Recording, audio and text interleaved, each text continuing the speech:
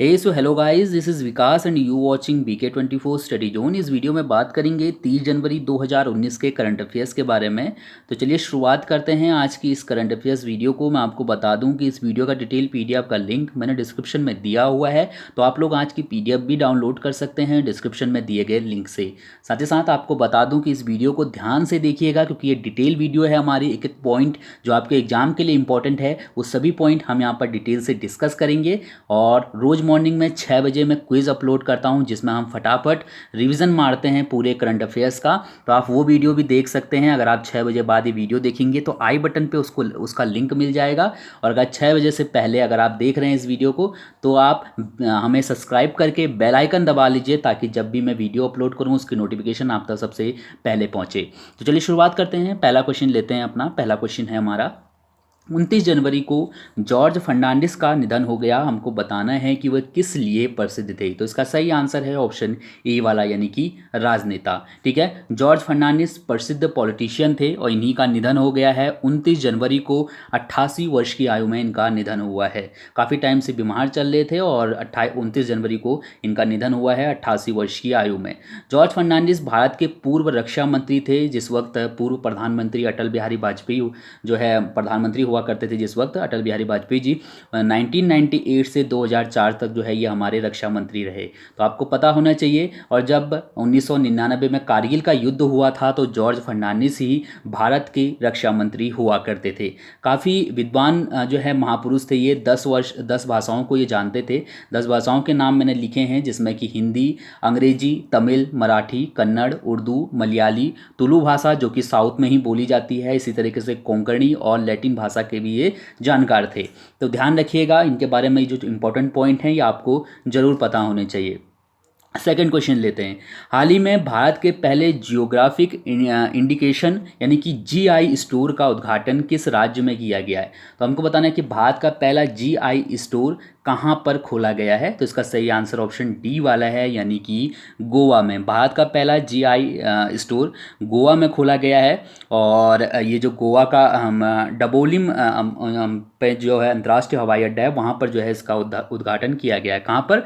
डाबोलिम में। ठीक है, किया गया होगा यहाँ पर। तो ध्यान रखिएगा, गोवा में पहला जियोग्राफिक इंडिकेशन स्टोर खोला गया है भारत का। यहाँ पर से बेसिकली ये जो स्टोर खोलने का जो उद्देश्य है वो ये है कि किसी भी क्षेत्र का जो विशिष्ट उत्पाद हो उसको जो है लोगों तक पहुँच उसकी आसान बनाई जाए, उसको प्रमोट किया जाए। ठीक है, तो देश में जो है धीरे धीरे हवाई अड्डों की संख्या बढ़ रही है, और गवर्नमेंट की ये योजना है कि देश के जो ज़्यादातर हवाई अड्डे हैं उन पर जो है इसी तरीके से उन GI स्टोर वहाँ पर बनाए जाएँ। ठीक है, ताकि जो स्थानीय लोग हैं वो अपने जो प्रसिद्ध उत्पाद हैं उस राज्य के, उस क्षेत्र के, उनका जो है वहाँ पर प्रदर्शनी वगैरह लगा सकें या फिर लोगों को बता सकें उसके बारे में। ठीक है, तो बस आपको ये चीज़ पता होनी चाहिए। गोवा की बात करते हैं तो गोवा की राजधानी पणजी है। जिले यहाँ पर 2 हैं। मृदुला सिन्हा राज्यपाल हैं गोवा की, मनोहर पर्रिकर मुख्यमंत्री हैं। सीटों की बात करते हैं तो विधानसभा के लिए 40 सीटें, राज्यसभा के लिए 1 और लोकसभा के लिए 2 सीट है गोवा में। ठीक है, तो बस ये चीज़ ध्यान रखिएगा। इसके बाद क्वेश्चन नंबर 3 है हमारा कि हाल ही में निम्न में से कौन सबसे कम आयु के अर्धशतक लगाने वाले बल्लेबाज बन गए हैं। सबसे कम आयु के अर्धशतक लगाने वाले बल्लेबाज कौन बन गए, ये हमें बताना है। सही आंसर है ऑप्शन बी वाला, यानी कि रोहित पौडेल। ठीक है, रोहित पौडेल सबसे कम आयु के व्यक्ति बन गए हैं, क्रिकेटर बन गए हैं, जिन्होंने कि जो है अर्धशतक लगाया है। रोहित पौडेल ने 16 साल 146 दिन की उम्र में UAE के खिलाफ वनडे मैच में अर्धशतक लगाया है। कितनी उम्र में? 16 साल 146 दिन की उम्र में।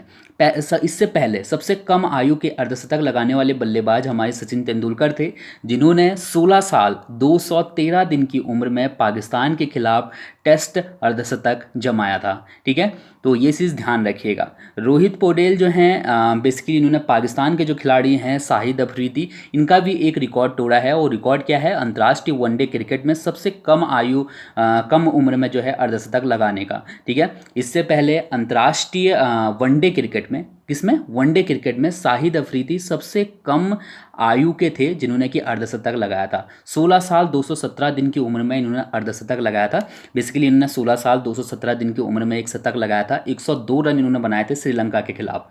ठीक है, तो पहला अर्धशतक होगा, उसी के बाद तो शतक होगा ना, तो वही चीज़ है। 16 साल 217 दिन की उम्र में इन्होंने अर्धशतक लगाया था। तो यही रिकॉर्ड जो है तोड़ दिया है, आपको पता होना चाहिए, रोहित पौडेल। ठीक है, तो दो रिकॉर्ड यहाँ पर टूटे हैं, एक तो सचिन तेंदुलकर और दूसरा शाहिद अफरीदी। इसका यहाँ पर से मैं आपको बता दूं कि ये रोहित पौडेल जो है वो नेपाल के बल्लेबाज हैं। ठीक है, ये ध्यान रखिएगा।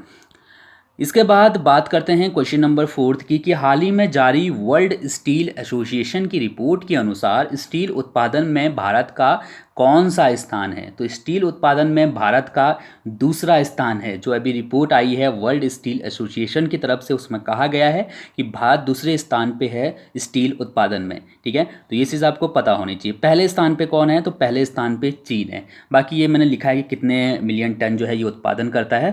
आपको याद होता है तो अच्छी बात है, नहीं होता तो कोई बात नहीं, इतना डिटेल में कभी पूछा नहीं जाता। खैर ठीक है, तो अगर आप याद रख सकते हैं तो बहुत अच्छी बात है, क्योंकि कोई भरोसा नहीं रहता आजकल।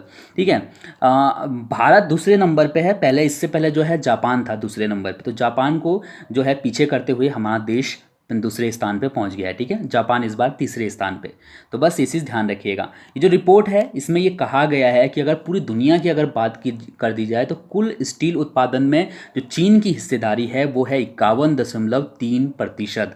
ठीक है, तो आप कुछ न्यूज़पेपर में देखेंगे 51%, वो अप्रॉक्सीमेट उन लोगों ने लिखी है, इतना ध्यान रखिएगा। ठीक है, कंफ्यूज मत होइएगा। 51.3% की हिस्सेदारी है वैश्विक स्तर पर चीन की स्टील उत्पादन में। ठीक है, चलिए इसके बाद क्वेश्चन नंबर 5 है कि हाल ही में लंदन बेस्ड होगा यहाँ पर। ठीक है, बेस्ड कंसल्टेंसी ब्रांड फाइनेंस द्वारा जारी टॉप 100 ब्रांड्स यहाँ पर ब्रांड्स की सूची में भारत की किस कंपनी को शामिल किया गया है? यानी कि टॉप 100 ब्रांड्स की जो है सूची जारी की है लंदन की जो कंसल्टेंसी ब्रांड फाइनेंस कंपनी है इसकी तरफ से। तो हमको बताना है कि इसमें भारत की किस कंपनी को शामिल किया गया है। टॉप 100 कंपनियों में भारत की किस कंपनी को स्थान मिला है? सही आंसर है ऑप्शन डी वाला, यानी कि टाटा। ठीक है, टाटा हमारे देश की एक ऐसी कंपनी है जो नमक से लेकर मतलब हर एक चीज़ बनाती है। नमक हो गया, घड़ी हो गया, गाड़ियाँ हो गया, छोटी गाड़ियाँ, बड़ी गाड़ियाँ, हर चीज़ बनाती है टाटा। ठीक है, तो इसको जो है पूरे जो टॉप 100 कंपनियां हैं पूरे विश्व की, उसमें से जो है मतलब इसको भारत में एकमात्र ये कंपनी है जिसको कि टॉप 100 कंपनियों की लिस्ट में शामिल किया गया है। ठीक है, टाटा का जो ब्रांड मूल्य है 2019 की अगर बात करें, 2018 से पूरा जो वैल्यू निकाला गई है तो 37% की जो है बढ़ोतरी हुई है इसके ब्रांड मूल्य में। और यहाँ पर जो है 19.5 अरब डॉलर जो है इसका ब्रांड मूल्य यानी कि ब्रांड वैल्यू पहुँच गई है। ठीक है, तो आप समझ सकते हैं। और इसी के साथ ये जो है पिछले साल अगर बात करें 2018 की तो 104वें नंबर पे था और इस बार जो है इसे 86वें नंबर पे आ गया। ठीक है, तो पिछली बार 104 रैंक इसको थी और इस बार जो है 86 रैंक इसको मिली है। तो बस ये चीज़ ध्यान रखिए, काफ़ी इंपॉर्टेंट क्वेश्चन है, जरूर याद रखिएगा। रैंक भी याद रखिएगा, कंफ्यूज मत होइएगा। 86 रैंक मिली है इस बार। ठीक है, और 104 जो रैंक थी वो थी 2018 में। क्वेश्चन नंबर 6 है कि निम्न में से कौन पाकिस्तान में पहली हिंदू महिला सिविल जज नियुक्त हुई हैं? सही आंसर क्या हो जाएगा? ऑप्शन बी वाला, यानी कि सुमन कुमारी। यहाँ पर से थोड़ा बहुत कंफ्यूज आप हो सकते हैं क्योंकि कुछ पेपरों में इनके नाम के साथ इनके पापा का नाम भी जोड़ दिया गया है। ठीक है, याद रखिएगा, इनका नाम है सुमन कुमारी, यहाँ पर लिखा है मैंने बोडानी। ठीक है, तो आपको पता होना चाहिए ये पाकिस्तान की पहली महिला सिविल जज है। सुमन कुमारी सिंध प्रांत के शहदाद कोट ज़िले की रहने वाली हैं और सिंध प्रांत जो है अक्सर विवादों में भी रहता है क्योंकि यहाँ पर हिंदू की संख्या भी अच्छी खासी मात्रा में है, जिसकी वजह से यहाँ पर अक्सर जो है धर्म परिवर्तन ये वो कई मुद्दे जो है चलते रहते हैं। तो भारत में भी इसकी चर्चा होती ही रहती है। ठीक है, सिविल जज की जो अभी मेरिट लिस्ट जारी हुई थी उसमें इनको 54वां स्थान हासिल हुआ था। ठीक है, तो ये चीज़ आपको पता होना चाहिए, 54वां स्थान इनको मिला है। इससे पूर्व जैसा कि मैंने आपको एक क्वेश्चन करवाया भी था कि कृष्णा कुमारी को जो है कृष्णा कुमारी पहली महिला सांसद थी, हिंदू महिला सांसद। ठीक है, कहाँ पर? पाकिस्तान में। तो ये चीज़ ध्यान रखिएगा, पाकिस्तान पीपुल्स पार्टी से कृष्णा कुमारी जो है पाकिस्तान में हिंदू समुदाय से सांसद बनने वाली पहली महिला है। ठीक है, इसके बाद क्वेश्चन नंबर 7 है, हाल ही में निम्न में से किस राज्य में आदिवासी समुदाय के लिए जीवन संपर्क परियोजना की घोषणा की गई है। हमको बताना है कि जीवन संपर्क परियोजना की घोषणा कहाँ की गई है, ये हमें बताना है। सही आंसर क्या हो जाएगा, ऑप्शन ए वाला, यानी कि उड़ीसा में। ठीक है, जीवन संपर्क परियोजना जो है वो उड़ीसा में शुरू की गई है। बेसिकली उड़ीसा सरकार और यूनिसेफ इंडिया जो है, इन दोनों ने मिलकर इस परियोजना को शुरू किया है। इसके तहत होगा क्या कि जो भी परियोजनाएं बेसिकली इसको आदिवासी समुदाय के लिए चलाया गया है, आदिवासी समुदाय के लिए जो भी योजनाएं सरकार निकालेगी उनके बारे में इन तक जो है जानकारी पहुंचाई जाएगी पूरी पूरी। ठीक है, जो भी सरकार आदिवासियों के लिए काम करती है, चाहे वो विकास कार्य हो या फिर कोई अन्य कार्य जो उनके कल्याण के लिए हो, उन सभी के बारे में इस परियोजना के माध्यम से उनको बताया जाएगा। इसके बाद क्वेश्चन नंबर 8वां है, निम्न में से किस रेलवे को स्वच्छता के लिए नंबर 1 स्थान प्राप्त हुआ है। तो अभी जो रेलवे की तरफ से एक सर्वेक्षण करवाया गया था, आपको पता होना चाहिए, IRCTC की तरफ से, और उसमें दक्षिण रेलवे को, ठीक है, दक्षिण भारतीय रेलवे को जो है पहले नंबर पे रखा गया है स्वच्छता के मामले में। ठीक है, तो ये चीज़ जरूर ध्यान रखिएगा। तो मैंने आपको बता दिया, ये सर्वेक्षण इसने करवाया था जिसमें कि दक्षिण भारत की जो भी रेलवे हैं जो भी रेल हैं, कहा गया था इसमें कि जो दक्षिण भारत में जो रेल चलती हैं वो सबसे ज़्यादा साफ़ हैं। ठीक है, कस्टमर के रिव्यू के आधार पर जो है इस सूची को जारी किया गया था। तो बस इतना ध्यान रखिएगा। बाकी एक पॉइंट मैंने और लिखा है कि IRCTC के अनुसार दुरंतो ट्रेनें जो हैं, और उसमें इसके अलावा जो तेजस और शताब्दी ट्रेनें हैं ये सबसे स्वच्छ हैं, और दुरंतो ट्रेनें जो हैं वो सबसे कम स्वच्छ हैं, यानी कि सबसे ज़्यादा जो गंदी होती हैं वो दुरंतो ट्रेनें होती हैं। इसके अलावा तेजस और शताब्दी ट्रेनें जो है वो सबसे साफ ट्रेनें हैं। ठीक है, चलिए इसके बाद क्वेश्चन नंबर 9 है हमारा कि 29 जनवरी को किस राज्य में पहले एस्ट्रो टर्फ फुटबॉल पिच का उद्घाटन किया गया। तो एस्ट्रो टर्फ फुटबॉल पिच का उद्घाटन कहाँ किया गया, हमें ये बताना है। ऑप्शन सी वाला बिल्कुल सही है, यानी कि नागालैंड में। ठीक है, नागालैंड में इस पिच का उद्घाटन किया गया है, ध्यान रखिएगा। बेसिकली 2013-2014 में जो है इसके बारे में विचार किया गया था। उस वक्त इसकी जो लागत रखी गई थी वो 498 लाख रुपए रखी गई थी। ठीक है, तो उस वक्त जो है इसमें इतना खर्चा आना था, तो उसी वक्त जो है इस परियोजना की कल्पना की गई थी। एस्ट्रो टर्फ को जो है जो फीफा की तरफ से जो निर्देश दिए जाते हैं, ठीक है, जो मानदंड फिक्स किए गए हैं एक फुटबॉल पिच के लिए, वो उसके अनुसार इसको डिजाइन किया गया है, उसके अनुसार इसको बनाया गया है। ठीक है, इसका आकार कितना है, इसका आकार है 105 × 66, ठीक है, मीटर। तो बस इतना ध्यान रखिएगा। साथ में अगर बात करें एस्ट्रो टर्फ की बात करते हैं हम, क्या चीज़ होता है ये, तो एक सिंथेटिक घास की सतह होती है।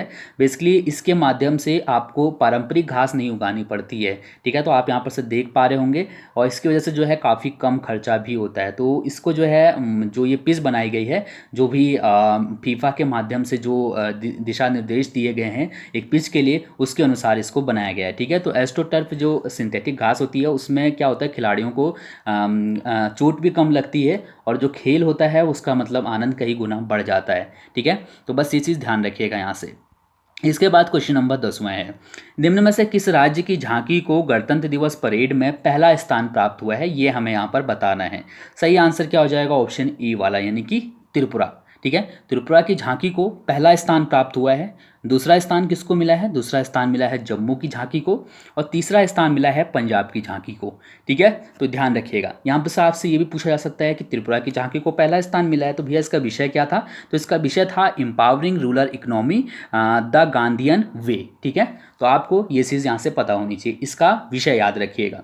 अब बात करते हैं ICAR को जो है पहला पुरस्कार मिला है। ठीक है, ICAR को, यहाँ पर राज्यों की मैंने बात की थी, किस राज्य को मिला है। ठीक है, अगर आपसे पूछा जाएगा कि निम्न में से किसको जो है पहला पुरस्कार मिला ओवरऑल, ठीक है, तो आपको पता होना चाहिए ICAR को दिया गया है। इसको जो है किसान गांधी विषय के ऊपर बेसिकली ये पुरस्कार दिया गया है। जो इसने झांकी निकाली थी ICAR ने, इसने क्या किया था कि जो इसकी झांकी थी उसमें मतलब खेती वगैरह दिखाई थी। ठीक है, और इसमें कस्तूरबा गांधी और महात्मा गांधी दोनों को ही दिखाया गया था। कस्तूरबा गांधी को चरखा चलाते हुए दिखाया गया था, और महात्मा गांधी को मतलब गायों का जो है रखवाली करते हुए दिखाया गया था। ठीक है, तो इसी को जो है पहला पुरस्कार दिया गया ICAR को। ठीक है, राज्यों की अगर बात करेगा तो त्रिपुरा को पहला स्थान दिया गया है।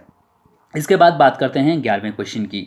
29 जनवरी को बीटिंग द रिट्रीट समारोह का आयोजन कहाँ किया गया? बीटिंग द रिट्रीट समारोह का सही आंसर क्या हो जाएगा? ऑप्शन सी वाला, यानी कि नई दिल्ली में। ठीक है, बीटिंग द रिट्रीट समारोह का जो आयोजन है वो नई दिल्ली में किया गया। हर साल ये किया जाता है और इसका मतलब ये होता है कि गणतंत्र दिवस समारोह अब खत्म हो चुका है। ठीक है, तो गणतंत्र दिवस समारोह की समाप्ति का ये संकेत है भारत में। ये जो बीटिंग द रिट्रीट समारोह है, इसमें जो है जो थल सेना है, हमारी वायु सेना है और नौ सेना है, इनके जो बैंड हैं, जो इनके पारंपरिक धुन हैं, उनको बजाते हैं। ठीक है, तो बस आपको इस ध्यान से ध्यान रखनी चाहिए। इसके बाद 12वां क्वेश्चन है कि भारत के किस प्रसिद्ध गेंदबाज को आईसीसी द्वारा गेंदबाजी करने से प्रतिबंधित कर दिया गया? सही आंसर क्या हो जाएगा? अंबाती रायडू। ठीक है, अंबाती रायडू को इंटरनेशनल क्रिकेट में जो है खेलने से मना कर दिया है आईसीसी ने। बेसिकली अभी जो सिडनी में जो वनडे मैच हुआ था उसमें जो अंबाती रायडू हैं, इनकी जो बॉलिंग एक्शन थी उसको मतलब थोड़ा सा संदिग्ध पाया गया था। ठीक है, डाउटफुल लगा आईसीसी की तरफ से। उसके बाद आईसीसी ने इनसे कहा था कि 14 दिन के अंदर जो है आप जो ये बॉलिंग एक्शन है इसके मतलब एक टेस्ट दें, लेकिन ये नहीं दे पाए, जिसकी वजह से इनको अभी फ़िलहाल में प्रतिबंधित कर दिया गया है। जब ये टेस्ट देंगे और उसको पास कर लेंगे तो फिर से जो है इन पे से प्रतिबंध हट जाएगा। चलिए, इसके बाद बात करते हैं क्वेश्चन नंबर 13 की। हाल ही में हज यात्रा पर लगने वाले जीएसटी को 18% से घटाकर कितना कर दिया गया? सिंगल लाइन का क्वेश्चन है और छूट भी गया था हमारा। सही आंसर है ऑप्शन ए वाला, यानी कि 5%। अब जो हज यात्री हैं उन पर 18% नहीं 5% का जीएसटी लगेगा। अब बात करते हैं कल के कुछ क्वेश्चन की जो मैंने आपसे पूछे थे, सिंपल क्वेश्चन थे। पहला क्वेश्चन है कि हाल ही में किस देश ने गन्ने के रस को राष्ट्रीय पेय घोषित किया है? किसने किया है? पाकिस्तान ने किया है। सेकंड क्वेश्चन आपके लिए है कि निम्न में से कौन सा वर्ड ऑक्सफोर्ड डिक्शनरी द्वारा 2018 के लिए Hindi word of the year चुना गया? तो कौन सा वर्ड चुना गया? सही आंसर है ऑप्शन बी वाला, यानी कि नारी शक्ति। ठीक है, अब बात करते हैं आपके लिए आज के कुछ प्रश्नों की। इन प्रश्नों के जवाब आपको कमेंट में लिखने हैं।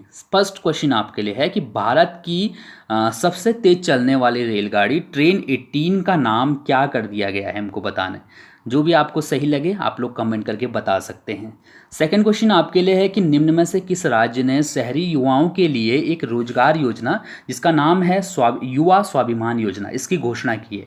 तो युवा स्वाभिमान योजना की घोषणा किस राज्य ने की है, हमको ये बताना है। इसके अलावा थर्ड क्वेश्चन आपके लिए है कि नमक का रासायनिक नाम क्या है? नमक का रासायनिक नाम क्या है ये बताइए कमेंट करके। Okay, so thank you so much इस वीडियो को देखने के लिए। रोज़ मॉर्निंग में 6 बजे करंट अफेयर्स क्विज सॉल्व करना मत भूलिएगा। यहाँ पर जितने भी पॉइंट मैंने आपको बताए हैं उन सभी पॉइंट से कोशिश की है उस क्विज़ में हम लोग कोशिश करेंगे कि आपको क्वेश्चन पूछे जाएँ ताकि आपको याद करने में काफ़ी आसानी हो जाए, आपके आने वाले एग्जाम्स के लिए वो काफ़ी ज़्यादा बेनिफिशियल हो सके। So thank you so much इस वीडियो को देखने के लिए। आपका दिन शुभ हो। धन्यवाद।